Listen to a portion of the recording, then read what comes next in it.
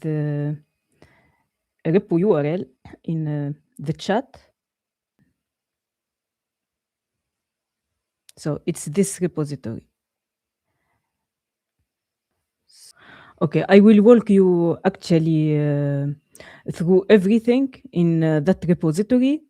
Then we will spend the next half of this session to replacing MemorySaver in the repo with SQLite checkpointer, so conversation can survive process restart or server restart or pod restart. All right. So as I have mentioned, you need to clone the repo. You need also a Gemini API key. And to get a Gemini API key, please go to AI Studio, Google, AI Studio Google.com, and there you can go to get API key.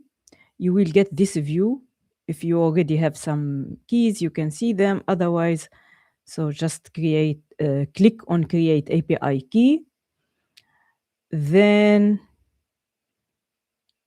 if you have already a project, you can select it. Otherwise, you can create a new project and give your API key a name and just click on create key. And then you can copy it. After that, you need to go to your terminal and export it. I will show you the command. So after cloning, you can go to your terminal and just write export Google API key, then paste your key. I have already a terminal open here. Okay. So you need to write export. Then Google API key equal, oops, where is my terminal? Yeah, equal, then double quote, then inside the double quote, you can paste your key. I won't paste my key because I should not show it on the screen and because I already exported my key. So that key is actually a free tier key. It will allow you to every specific interval, you can use it for a specific number of requests. Then if you hit the limit, you need to wait, or you can use another API key. So then you need to make sure that you already have Python installed on your machine.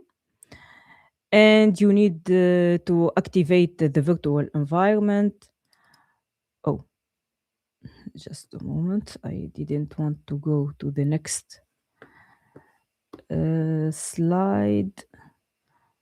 I just wanted to show you how to activate your virtual environment. Let me open my terminal first. When you are under your project root folder, like me here, so you need just to type Python 3 -m venv. Venv is my virtual environment that I am using. With Python, there are also some other type of virtual environment that you can use them if you want.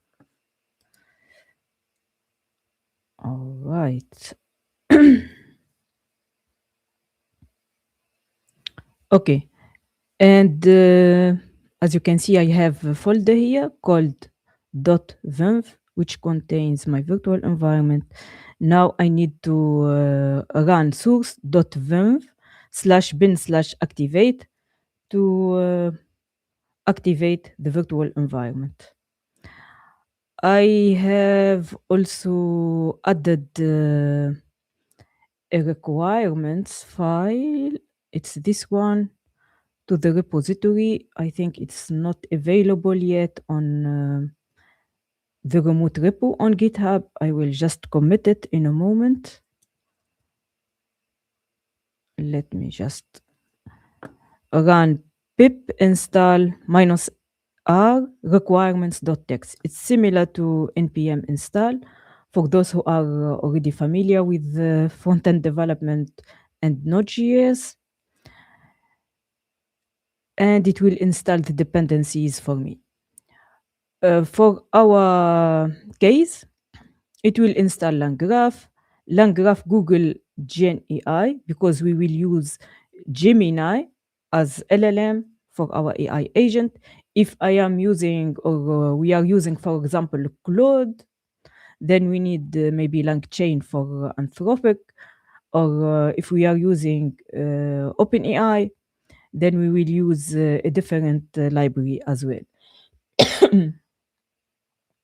It will install also AI or SQLite, because we will persist our checkpoints later for our conversations with the AI agent. All right, let me check. I wanted to check if requirement.txt is already it's not committed yet. Then let me add it. And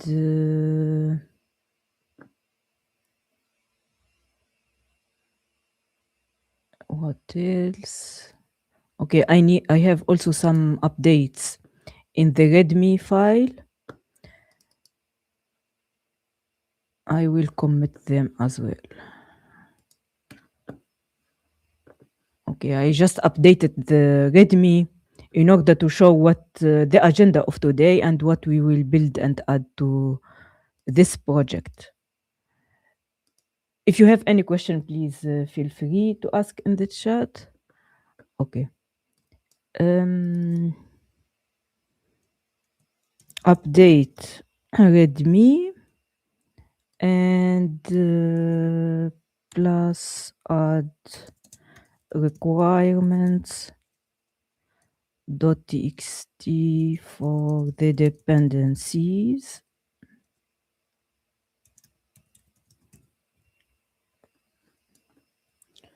All right, let's just wait a moment.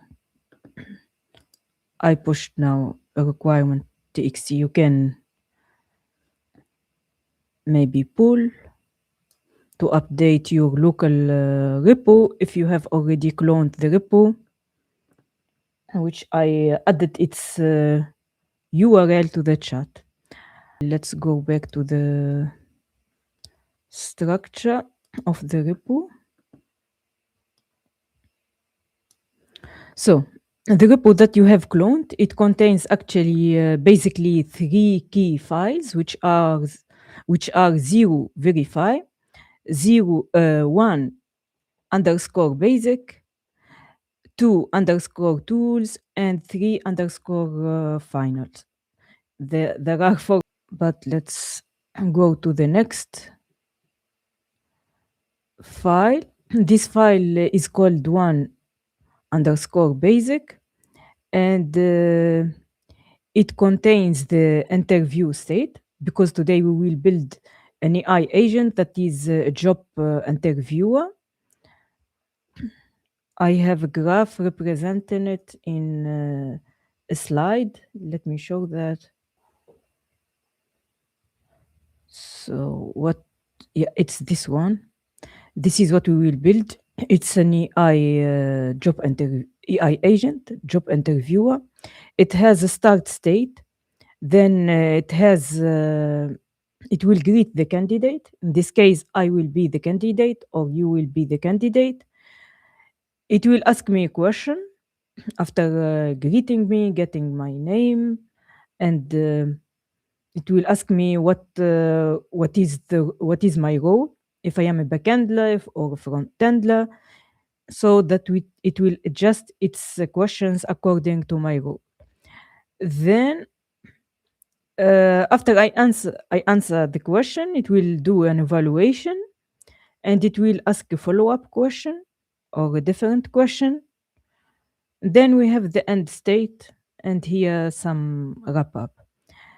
There is also some scoring that I wanted to add to that job interviewer, which means depending on what answers I have given the AI agent, which is the job interviewer, it will give a score to each answer.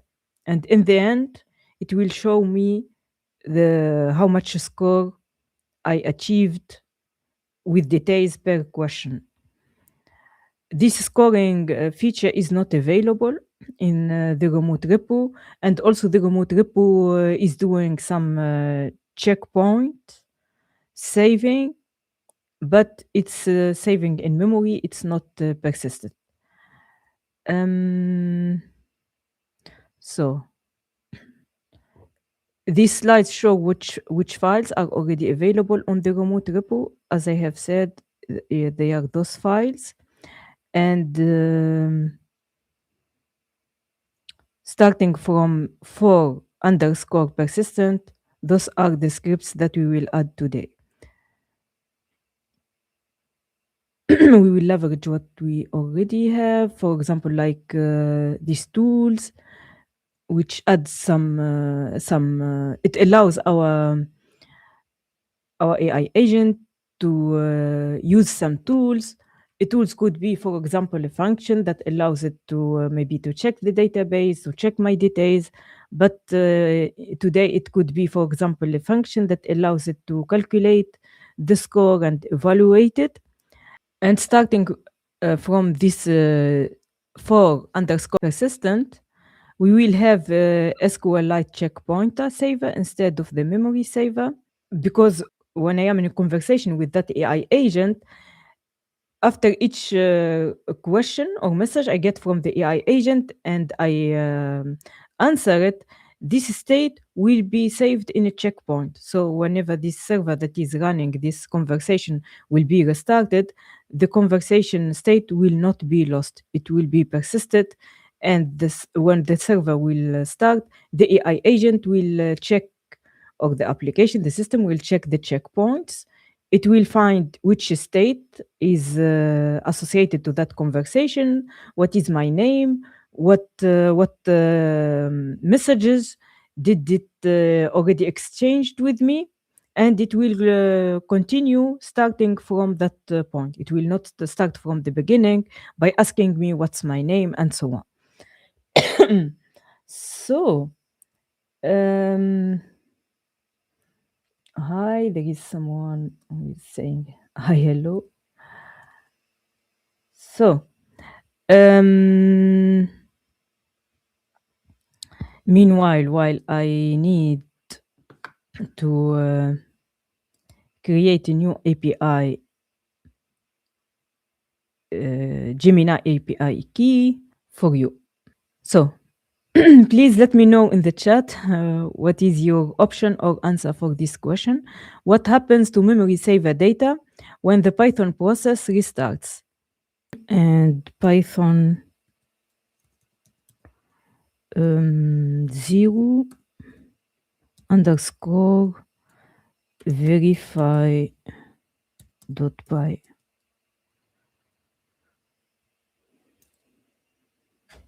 So we can use Gemini 2.0 Flash, which is fast and good. We can use Gemini 2.0 Flashlight, which is faster than the Flash, but the quality is lower. And we can also use Gemini 2.5 Flash instead of .0. It will be slower than 2.0, and it will have the thinking mode per default. The quality will be better, but the problem with that is that the thinking mode will increase the latencies. We will need to wait more time in order to get a response. Oh, it worked now. Goodness. Okay. But so we are using 2.5 Flash, but it has the thinking mode per default. I will show you how to disable it. But as you can see, so this was our prompt. Say ready to go live in a fun way. And the result was, how to say that, in energetic and enthusiastic way. All right, team, let's light this candle. Woo, the moment we've been waiting for. Get your party hat on and so on. So in a playful way, we can say the time -5 and so on. Before we continue, we need I need to show you what we can add as parameter. We can add the temperature, and we need to disable the thinking mode. Otherwise, we need to wait long time between sending the prompt to the LLM and getting the response. So the temperature and thinking budget. So to disable the thinking mode, the temperature is a number. I can enter, for example, 07, and the thinking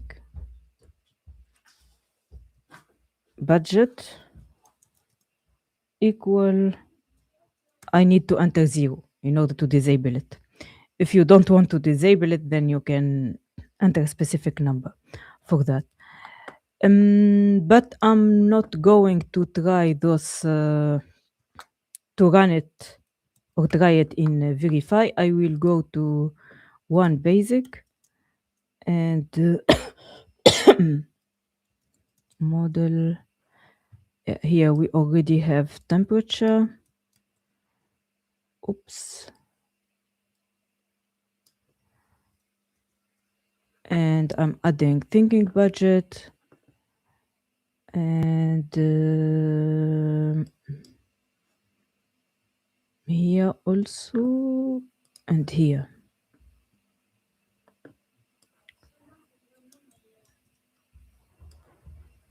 This is not needed. All right. So for the basic, so I will run this three final.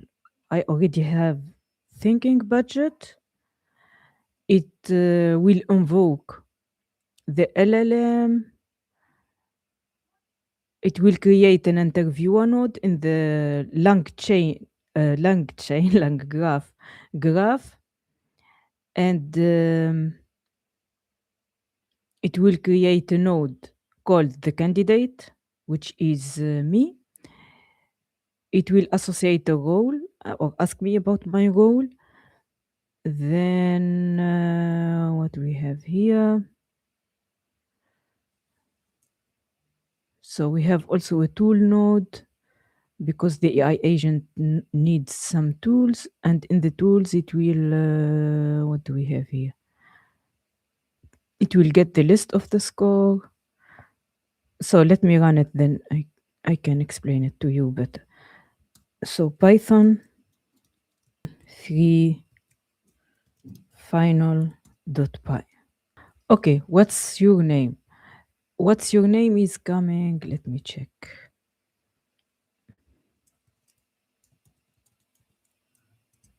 So it's coming from this main loop.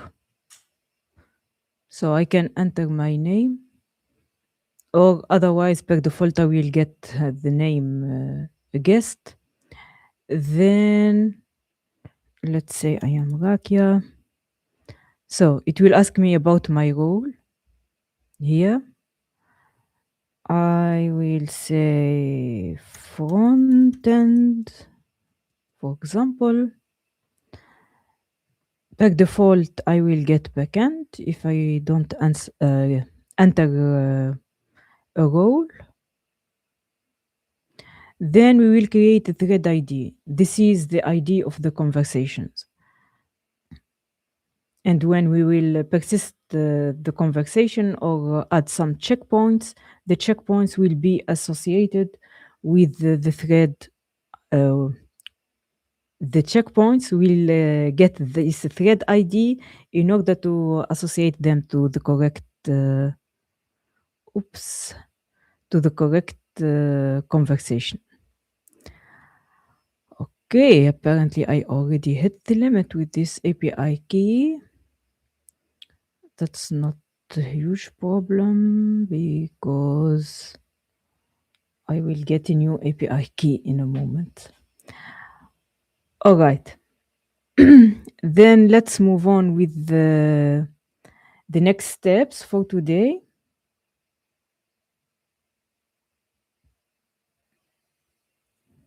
So basically, this 3 final script, it will run the conversation with me, but it doesn't. It's using actually a MemorySaver, which is in memory.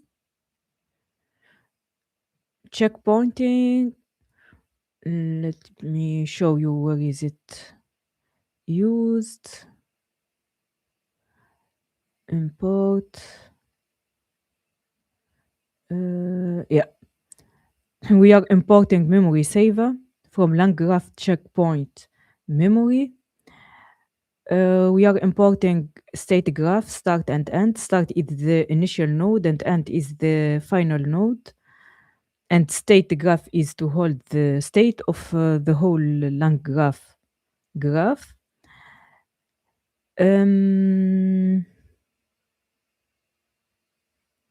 Oops.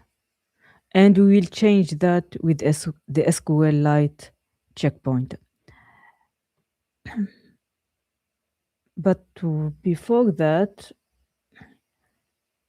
and while I'm waiting for the next a valid API key, let me show you the quiz again because we didn't answer it yet. So what happens to MemorySaver data when the Python process restart? It will be, the data will be saved to a temp file and reloaded. It will be lost. The dict lives in the RAM only. It will be flashed to SQLite by default, or it will be refetched from the LLM. I will give you a few seconds to think about it before revealing what's the correct answer. You can enter your answer in the chat as well. Okay. And the correct answer is actually B. The data will be lost because MemorySaver is plain Python dict in process memory. And the process, if the process dies, the data will be lost. There is no persistence mechanism of any kind. Then the next quiz is on turn 2. You pass only message, new message. There is no candidate name. Why doesn't the agent forget the name? Let's go to IntelliJ to show you what I mean.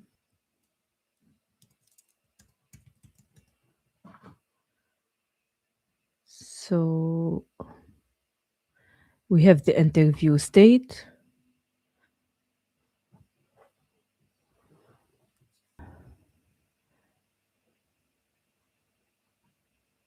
So we have here list to re-invoke the LLM, and just a moment. Yeah, this is the block of code related to the quiz. It's inside the interviewer node. It will get my name, my role, the question count. This is the system message. And here it has state messages. So it has also access to the state, the interviewer node. The interviewer is the AI agent. And the quiz says the question is on turn 2 you pass only message. So I will pass my name at the beginning, but in the second turn I will pass just my answer to the AI agent without my name again. And the question why the agent doesn't forget my name. Is it because LangGraph reflects it, refetches it from the LLM? Is it because TypedDict fields default to none, or the checkpointer loads the full prior state and merges the new messaging, or because add messages restores missing feeds? You can enter your answer in the chat. And the correct answer is actually C. It's because the checkpointers loads the full prior state and merges the new messages in. So let's go to IntelliJ to show you what I mean. So I mentioned that there is an access to the state here. And LangGraph merges actually only the new message on the top of what of the existing state. So everything else, my name, my role, and so on, will come from the saved state. Okay, and the next question. Let me show you this one and copy the API key that I have just created on a different machine. I exported my key. Let me show you the correct answer to this question before we go back to IntelliJ. So the correct answer in this case, the question is JSON plus serializer dumps underscore typed returns what? It returns a JSON string, a base 64 string, a tuple of type string bytes, or a pydantic model. And the correct answer is C. It is a tuple of type string bytes. The type string tags the format. The bytes are the payload. And you must base 64 encode the bytes before the payload before storing it in any text-based store like SQLite. We will see that in the checkpointer script. Okay. Let's go to IntelliJ back. And I can hit enter now to show you the result, that how can we conduct an initial job interview with the AI agent job interviewer. Okay, now what's my name? Let me go to the top. So here we defined what are the parameters that we want in our graph state. We have the list of messages. We have the candidate name.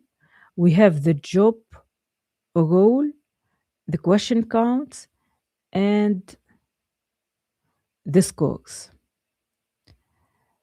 My name, Rakia, role, front end.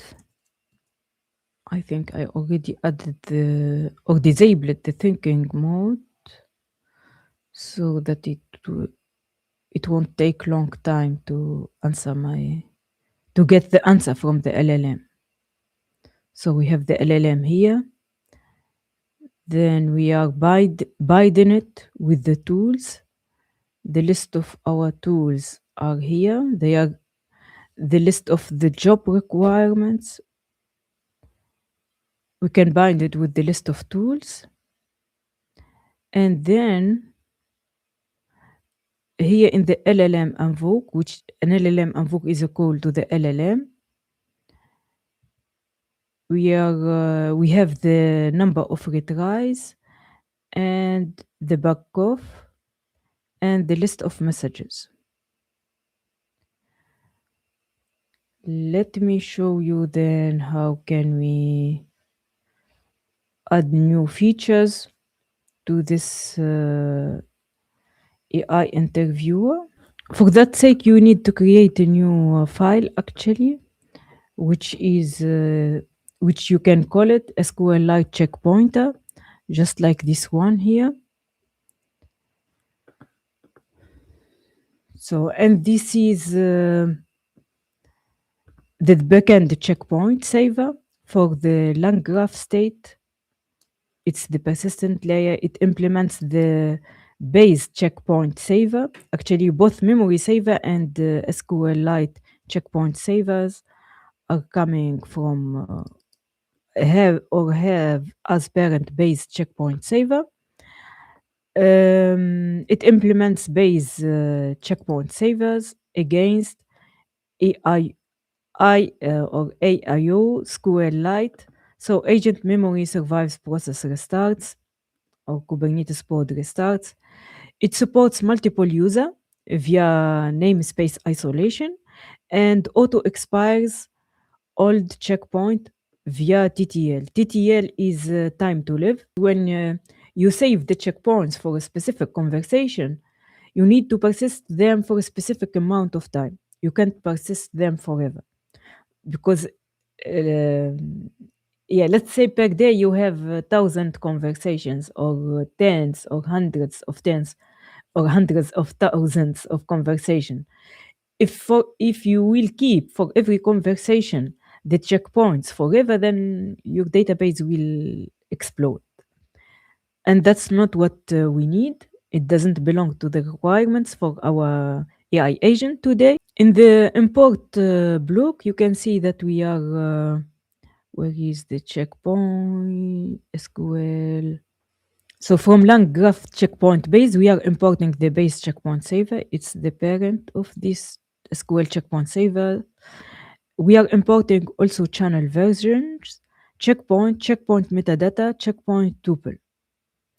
And we have a runnable config, runnable in Python for LangChain and LangGraph. We needed to run the graph and run the logic actually, and what or whether you are using just LangChain or LangGraph, you can use runnable. Here there are some key methods used here, like a get tuple. Oh, I mean a get. A means asynchronous get tuple, and this method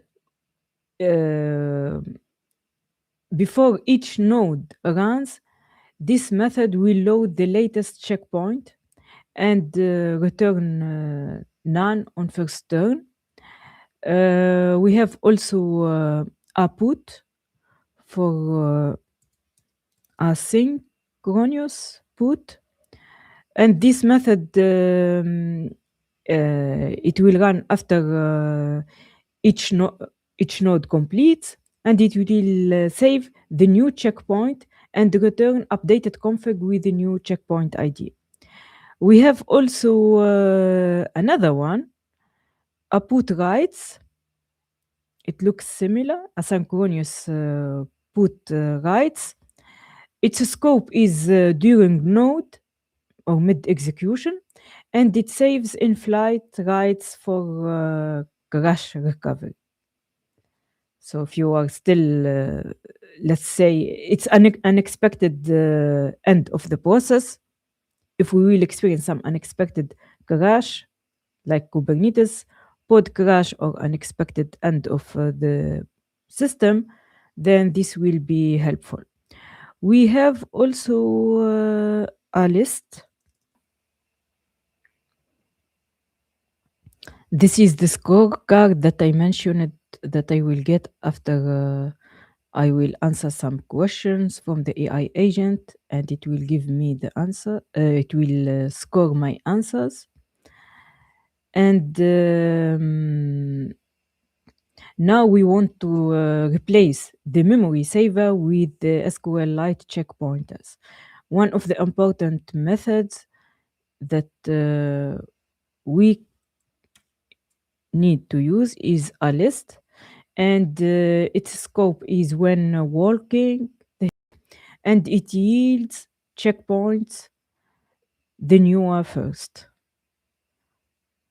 So it's used just 2 times in this SQL light checkpointer here and inside list, and also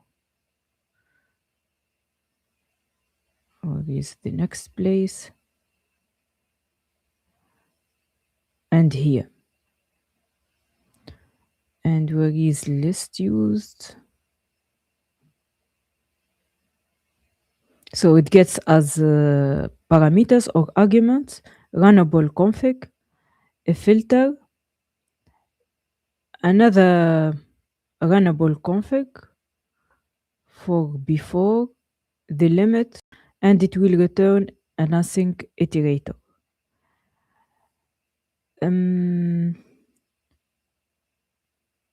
Okay, there is also an encode and decode methods, which are, let me check where are they.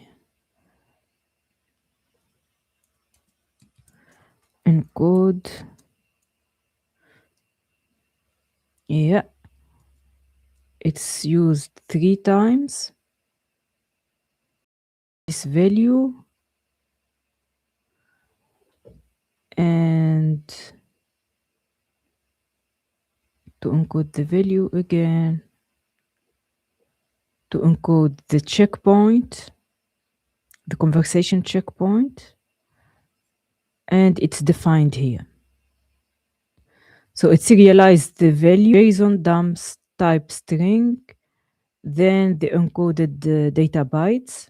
Data bytes are the payload, and the code is the other process.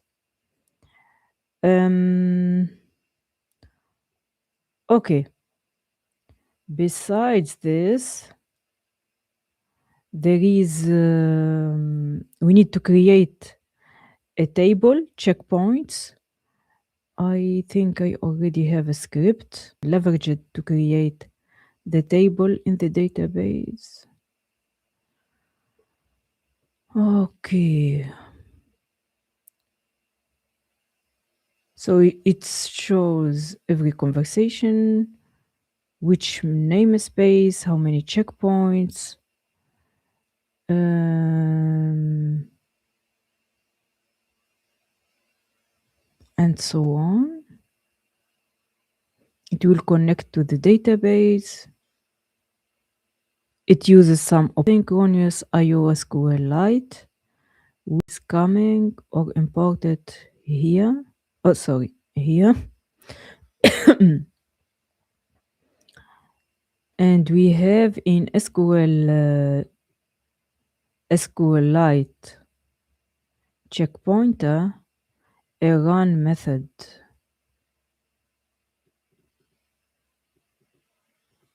Oops. Run, which is a kind of a bridge for the 4 synchronous methods I have mentioned. So it is this one. It is required by the graph stream, a graph invoke. It's LangGraph's sync runner calls to get tuple, put, list, and these wrappers run the async implementation on a dedicated event loop. Let me show you then the next persistent script. It helps to use the SQLite checkpointer saver. It is identical to 3 final, where we used just the memory saver, but 3 underscore final expect MemorySaver. We are replacing it with SQLite checkpoint saver to make the conversation state be, yeah, it would be able to retrieve them.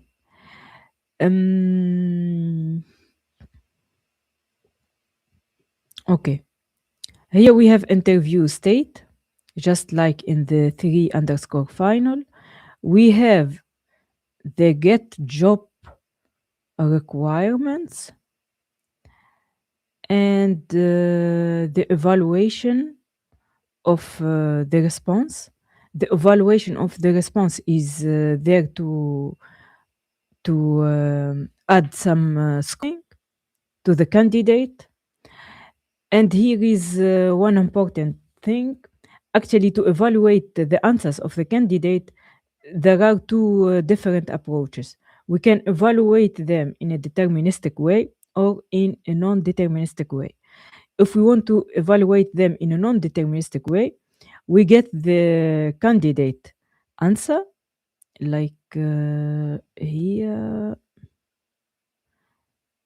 for example. See, so here at the beginning, the AI interviewer asked, what is my role? I entered backend.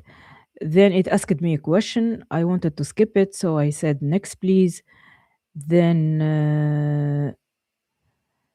it said, let's move on. Considering concurrency in backend system, how do you handle synchronization? Unfortunately, I didn't answer that question also, and I just typed exit. You can type exit to close the interview or the conversation, and when you type exit, it will give you your score, like here.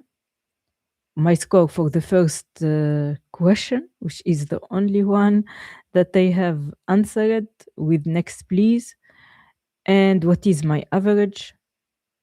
Yeah, unfortunately, it says it's a strong candidate, but it's not a very good evaluation of such candidate with such answers. So you can take the answers of the candidate and send them back to the LLM and ask the LLM, which is Gemini in this case, to give a score to that answer. Then we will get that score and save it in the system. And for each candidate answer, we can do the same. Then in the end, we will collect those score that we got from the LLM, and we will show them. So we will ask the LLM to generate score for the answers, in addition to how we are. Each time we send the LLM the candidate answer, and the LLM will give the next question, then the next answer, and the next question, and so on. So this is the first approach to do for the candidate in a non-deterministic way. There is another way, which is the deterministic way, which is trying to score the candidate without using the LLM. Here you can, for example, you can, let's say you can decide what approach, how will you score the candidate depending on his answer or their answer. You can, for example, check whether there are some keywords available in the candidate answer in order to give it specific score, and which keyword is associated with which score. This might be a bit challenging because you don't know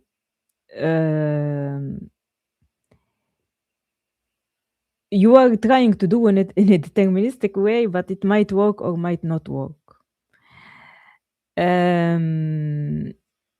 But nevertheless, the difference between those two approaches, one is deterministic, the other one is non-deterministic.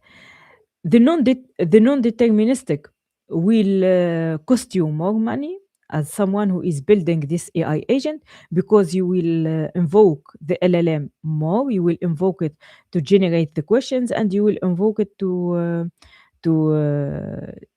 calculate the score. But in some cases, using a deterministic way might work better. For example, in some cases, we want to um, to try to make the AI agent mimic the human behavior as much as possible. Like, for example, when you say you send the message to the LLM or to the AI agent, a human won't answer directly. If that AI agent is a human being, sometimes it will take it will take them some time to type their message before you will get it. Or let's say they are a busy parent, maybe they have some kids, they need to talk to them or check something, then they will answer you. And in real world systems, we want our AI agents, depends on the case, but generally we want them to mimic the human behavior. That's why we want the AI agent not to send the answer very quickly, but sometimes to wait a bit, and this wait time should be kind of random, but it should not be unlimited. For example, let's say between 3 seconds to 15 seconds and so on. And this waiting or delay, you can do it in a non-deterministic way by asking the LLM, "Hey, don't send me the answer very quickly. Wait between." You can specify this in your prompt, so you can put this as an extra instruction in your system prompt that you will send to the LLM, or you can do it in a deterministic way. And doing it in a non-deterministic way doesn't mean that it will work, because the LLM might respect that delay, and sometimes it might not respect it. Or sometimes maybe you are using it with the thinking budget and you are expecting a delay of a 3 second. But because of the thinking budget, it will take the LLM more time to think about the whole conversation and generate the appropriate next message or next answer to the candidate.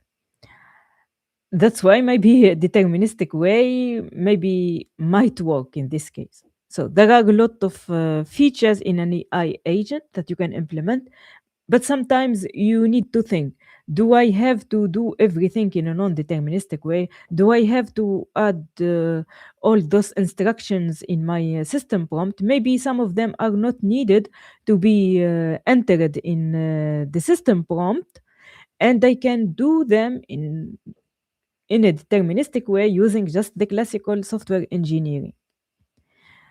So this is about the scoring. I can show you, for example, I already mentioned, I think that this 3 final doesn't contain the scoring, but I can show you how can you change it in order to make it take care. How can you add logic to it and make it do the scoring?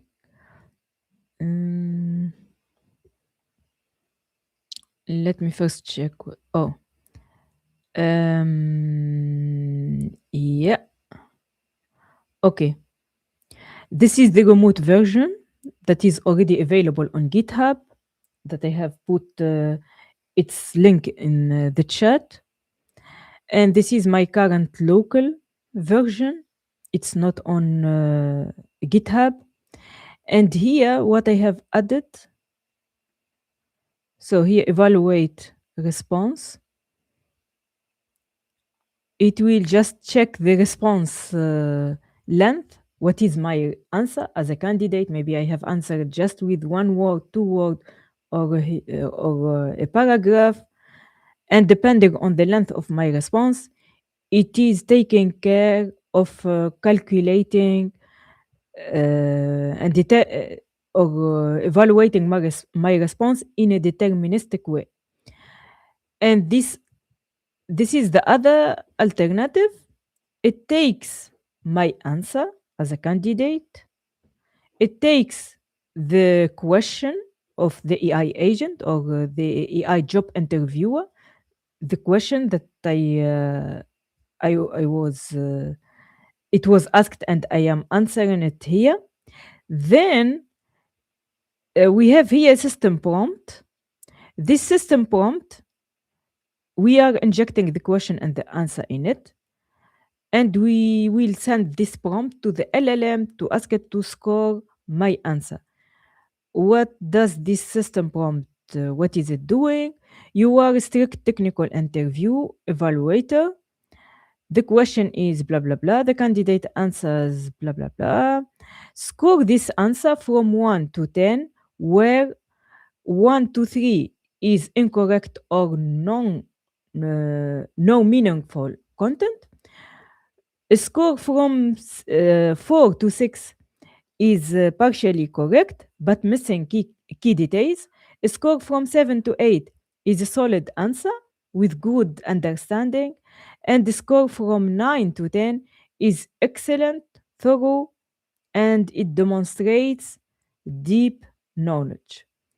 Reply with exactly this format, nothing else. This is the format that we want to get from the LLM. Score, then here the number, then feedback, and just one sentence. So here we are specifying which format in the response evaluated we want from the LLM. Otherwise, the LLM might send us a huge paragraph, for example, describing how they have evaluated the candidate score. So this is the non-deterministic way. It will cost us more tokens actually, and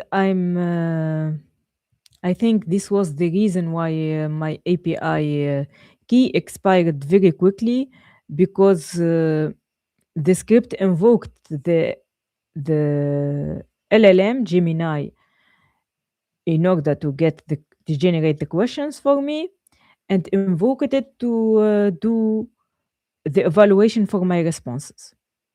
But there is another way, which is non-deterministic way, and is more sophisticated, different from this one. I will show you an example in a moment. Let's just show you where this evaluate response is called. So this evaluate response is it is considered as a tool. That's why it's annotated with tool. One of the tools that our AI agent has, it has a tool to evaluate responses. It should be called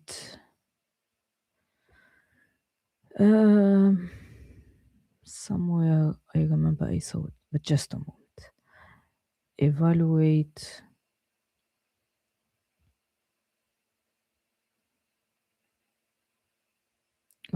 response.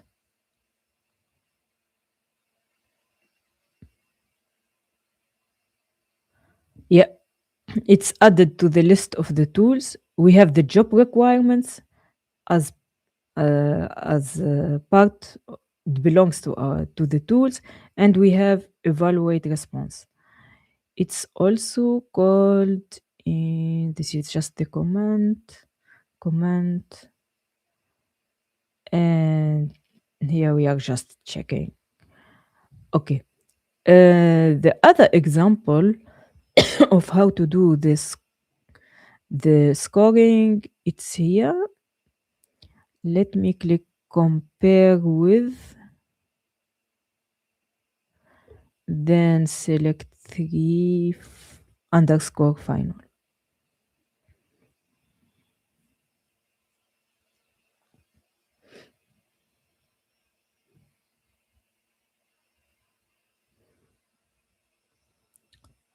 Okay, it's a bit slow, but just a moment.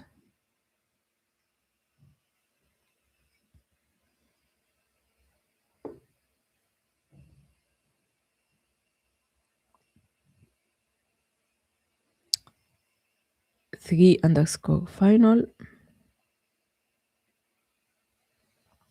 And let's compare the two files with each others. hopefully it's the correct script where I changed the scoring logic. Yeah, it's the correct one. If the candidate role is backend, then I'm looking for keywords like those ones. If the candidate role is front end, then I'm looking for such keywords in the candidate response. And depending on the presence of those keywords, the candidate answer, or how much of those keywords, how many of them are present in the candidate answer, the candidate answer might get a better score. Maybe this reminds you of when Claude code was the code base of Claude code was leaked. There was a system prompt where the code base were looking for a list of keywords in the user's prompt.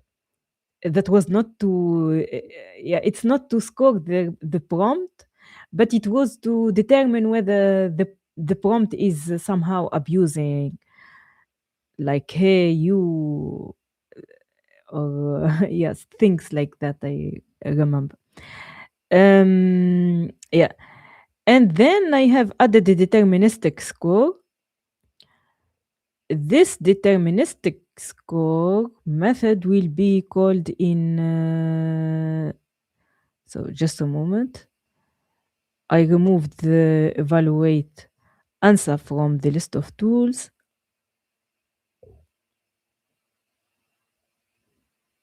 And let me check where I have called this one.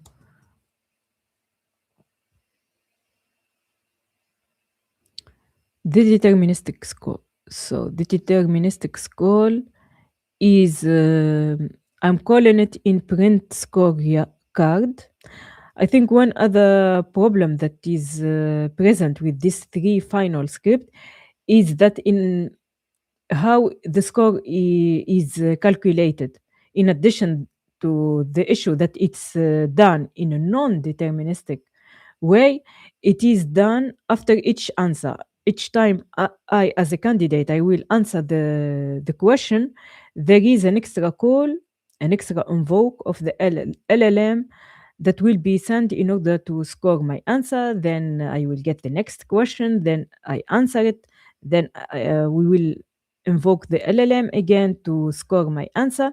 And those are n calls, n extra calls to the LLM. But here in this 3b underscore scoring pi script, I changed that logic in a way that the AI agent will ask the candidate, will get the answer, will ask it, will get the answer, will ask it, will get the answer. And only when ending the conversation, when the candidate, for example, type exit, at that moment, I trigger the logic that calculates the scoring, which makes more sense. So I have already in the graph state and also in the checkpoints the list of the candidate answers. Then I can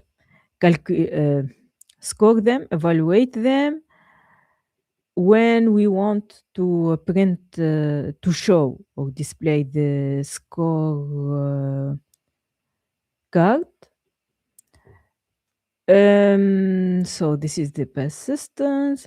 We have also cleanup. I have mentioned it that we are doing checkpoints for the conversations. The checkpoints, we are persisting them in the database, but we don't want them to live in the database forever.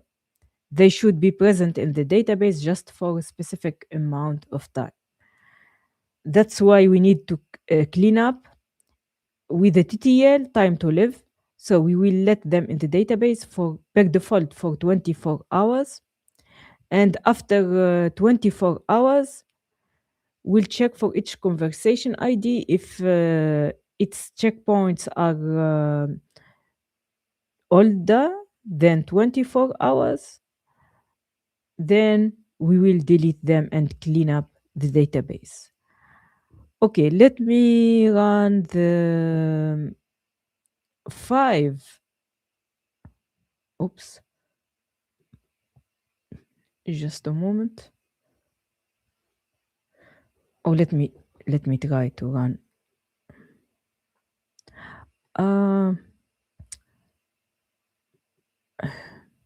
So I need to run actually the 3b scoring by instead of the 3 underscore final. Python 3b scoring by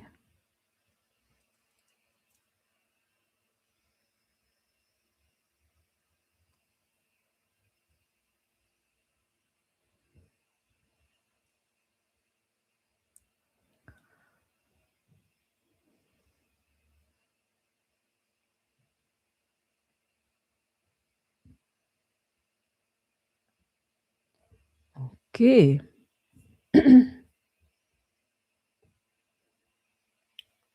Hi Ashik.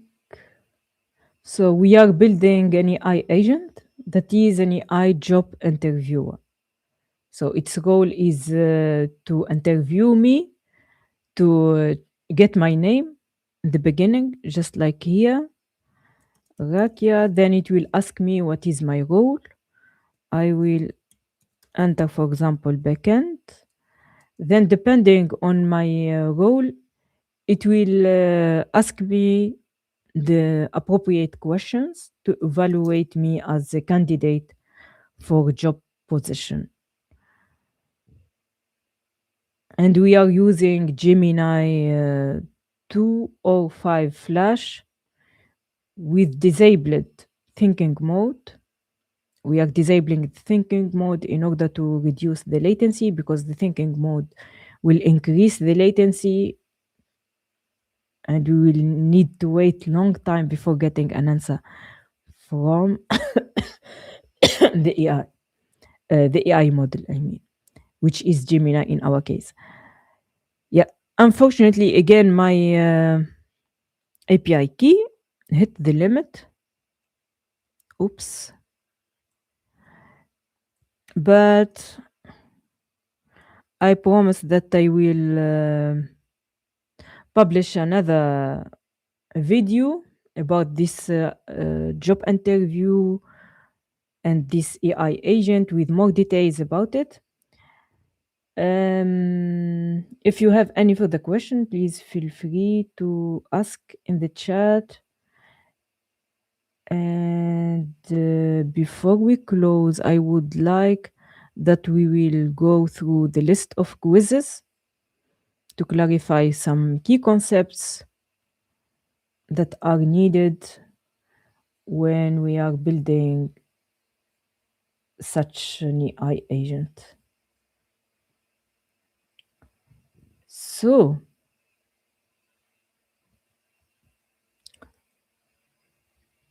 this was the previous quiz, and its correct answer was C.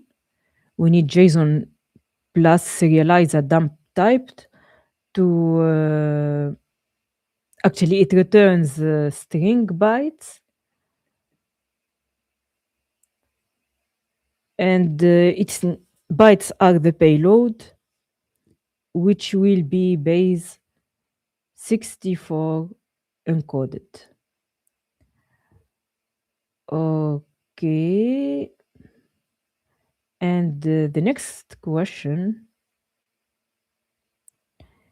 is, just a moment, let me show the correct slide. Where am I? I forgot. JSON plus serializer. Oh, okay. Yeah, the next question is a true or false question. So a list should return a Python list. Is that correct or false? You can type your answer in the chat.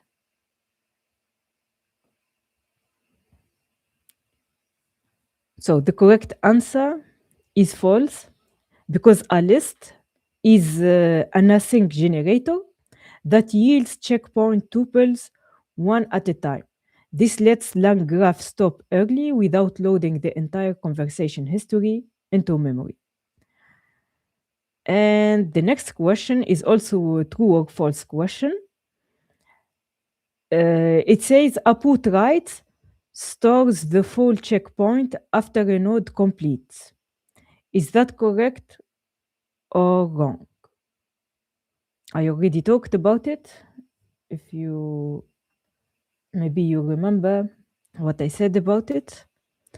So the correct answer is false because there is a put writes and a put. A put is asynchronous put.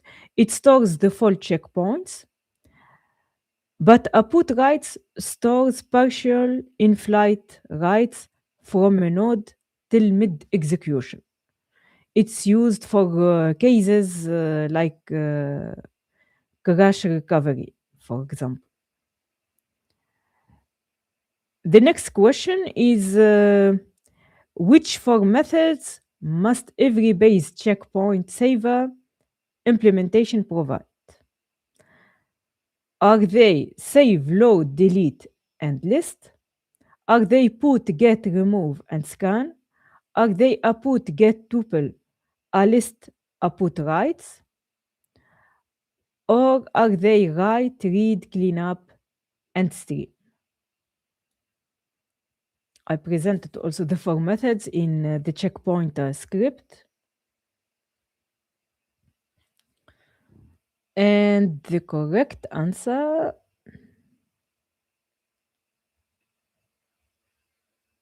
I don't see any suggestion in the chat. So the correct answer is C. The four methods are a put, a get tuple, a list, and a put writes. These are the four abstract async methods LangGraph calls. And you also need four sync bridges, wrappers, which are get tuple, put write, and list, because a graph stream is synchronous. All right. We have just a few more questions. So this quiz says two users share thread ID and their view. How do you ensure their histories never collide? So if you have two users using the systems, both of them are in a conversation with the AI agent job interviewer, and each conversation has the same thread ID. Actually, they are not different thread IDs, which is interview -1. How can we ensure their history never collide? We use different database files. We use prefix. We need to prefix the thread ID with the username. We need to set a different checkpoint namespace per user in the config, or we can use or let MemorySaver handle this automatically.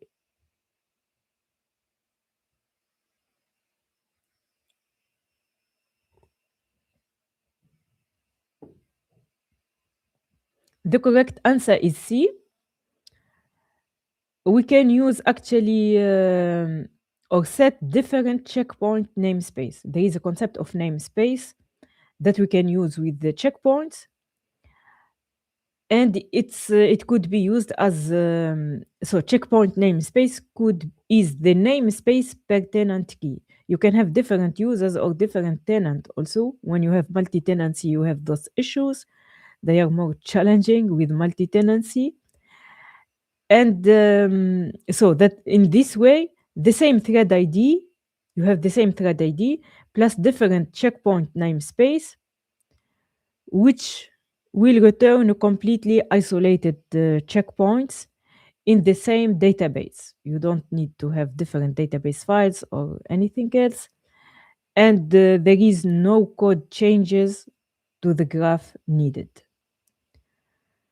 The next true or false question or quiz is create a checkpointer requires graph code changes when you swap from MemorySaver to SQL checkpoint saver. Is that true or false? Few seconds before we reveal or I reveal the correct answer.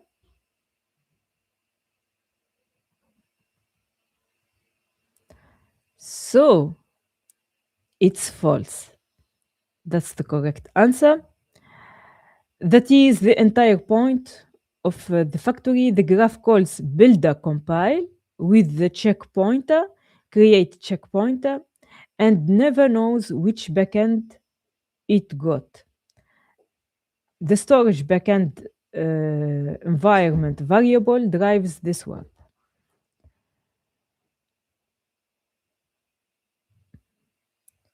So this question is about the cleaning up the checkpoints. Cleanup expired with the TTL hours 0, time to live hours 0, will delete all checkpoints regardless of age. I mentioned that when we persist the checkpoints, we persist them for a specific amount of time. And in the code base, this amount of time was 24 hours. After 24 hours, they will be cleaned up and deleted from the database. So what will happen if TTL hours will be 0? Will all the checkpoints be deleted? Is that true or false? The correct answer is true. So TTL 0 sets the cutoff to now, and any checkpoint with created at, which means any checkpoint that is created at a specific time, that is before now, will be qualified as, or it will be eligible for deletion.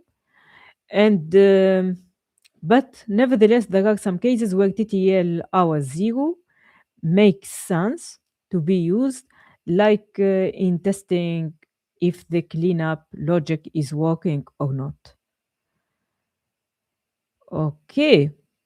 The next question is what replaces the 3 question marks so the second turn correctly resumes the session.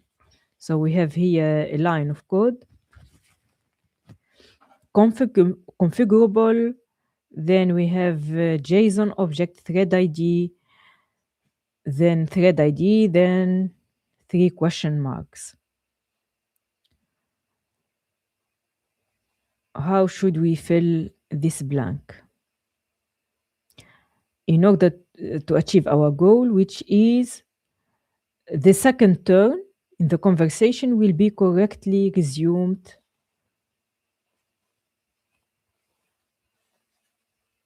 So the correct answer is actually a checkpoint namespace, then colon, and some specific namespace. So we need to add checkpoint namespace because we need the thread ID and the checkpoint namespace.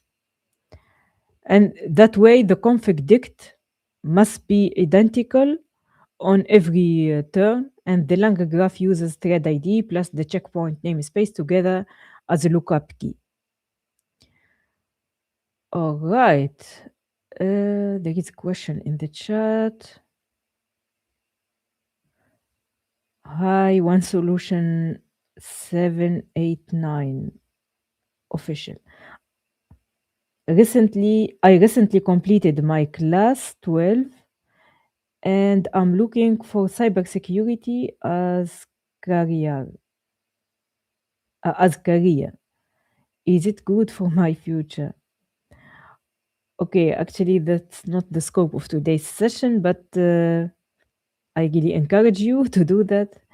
It's one of the very promising career at the moment. So the next quiz is regarding the interview state. What does annotate list add message actually do for our agent? Let me show you the block of code that is meant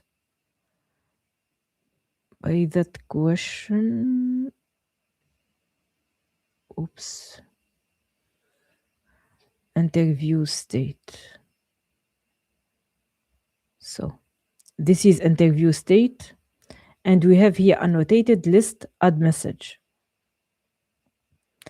What does annotated list add message actually do for the agent? The different options are, let me show them again. Oops.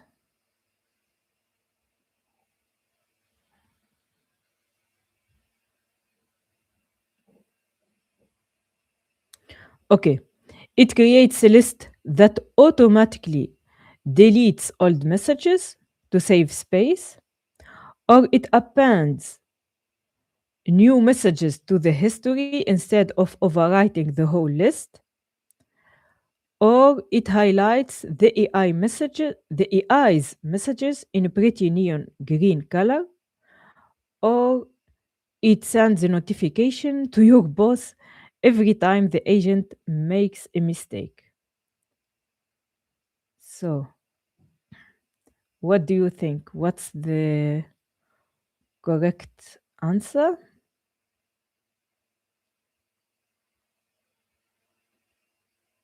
You are welcome on Solution 789 official.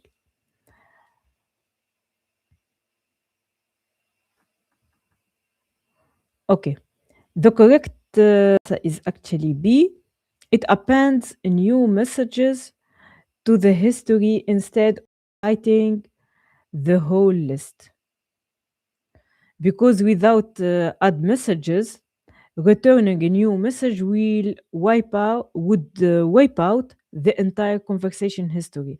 So when you are in a conversation with the AI agent, it sends you a message or a question, then you answer it, then it asks you the next interview question, then you answer it, then it and when you answer this message, you should not lose the history or lose the message. It's the glue that keeps the conversation going. The next quiz in the list is why do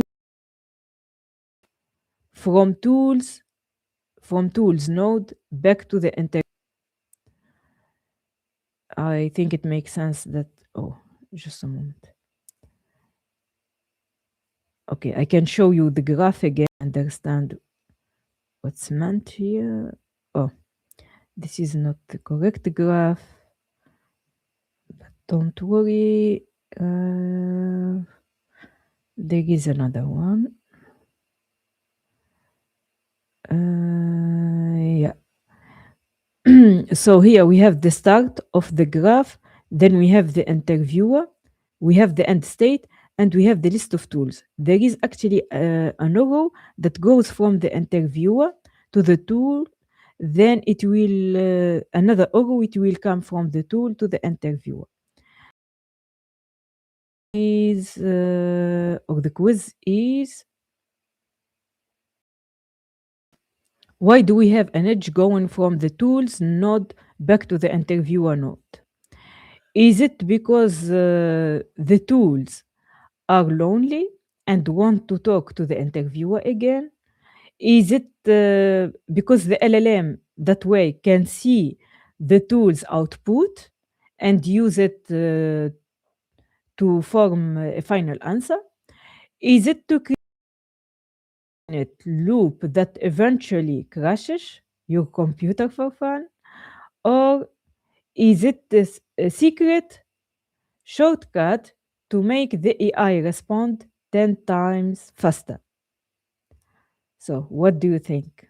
What's the reason behind having an arrow going to the tools, then another arrow comes from tools to the AI agent, AI job interviewer. The correct answer is actually the second one, B. Why it's the correct one? Because this is the observe part of the think, act, and observe cycle. So the AI agent has think, act, then observe, and it will think, observe, think, and act again. The LLM needs to read, found, so to tell the user something useful. There are just still 2 more quizzes. So this quizzes says power given to our agent by memory. So we have MemorySaver and we have also SQLite checkpoint saver. What's the why we are using MemorySaver?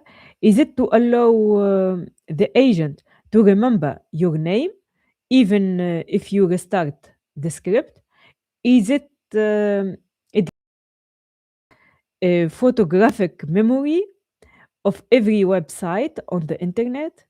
It helps the agent fix math problems without using a calculator. Is it automatic or it automatically saves API key so your newer have to type it so you have to type it again? What's your guess? What's the correct answer or the goal behind using Java? The correct answer is actually A. MemorySaver is actually like checkpointer in a video game. In a video game, you have state. It persists the state history using conditions survive across turns. The before last quiz is what if the agent goes to the tools node or to the end nodes after chatbot.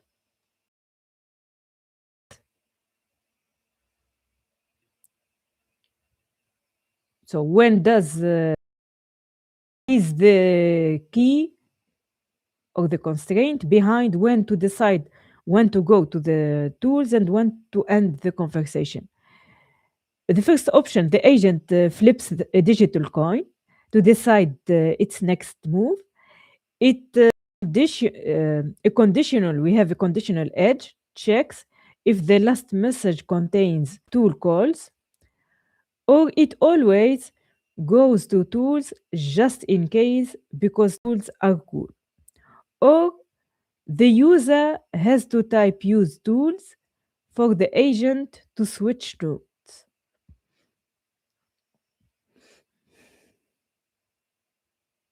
So what's your guess? The correct answer is B, the second one. There is a conditional edge that checks if the last message contains tool calls. So this is the correct answer because the routing logic should continue inspects the LLM response. If the LLM requested a tool, the LLM can decide when it needs a tool. In that case, we route to the tools node. Otherwise, we will stop the conversation and end the graph. The last quiz is about what happens if you use LLM instead of LLM with tools in your nodes. Let me show you again the source code so that you can understand what I mean. We have here LLM, which is the return value from chat Google generative AI. And we have LLM with tool, which is that LLM binded with tools. And the question is what happens if you use LLM instead of LLM with tools, like here. Instead of LLM with tools, invoke message, we will call just LLM dot invoke. So those are the options. The agent will work exactly the same, but slightly slower. Or the LLM will forget how to speak English and only reply in binary. Or the LLM won't know the tools exist and will never try to call them, or a tiny digital alarm goes off to tell you are doing a great job. Any suggestion in the chat? So then I will reveal the right answer, which is actually C, the third one. The LLM won't know the tools exist. If you use LLM instead of LLM with the tools, and will never try to call them. And in our example, I showed that the tools that we had a tool which is the job requirements, and we had a tool which is calculating the score for the candidate or evaluate their responses and calculate a score. So without those tools, the conversation won't be very meaningful, because after each candidate answer, we need to check whether that answer makes sense based on the job requirement or not. So bind tools will tell LLM about the function available to it. Without binding, the LLM is just a regular chatbot with no extra hands. Okay, then that was the last quiz. Just in a final try, I can run Python 3B scoring and cross my fingers for it. Okay, my name, Rakia, role backend. So we are invoking, oh, it's not this one, it's this one, and I didn't verify. Oh, so I already hit the limit, it won't work, but I just wanted to verify which mod. Oh, yeah, it's here. So the script invoked the Gemini 2.0 flash with temperature 0.7 and without thinking budget. All right, so then that's it for today, guys. As promised, I will publish a new video, so stay tuned.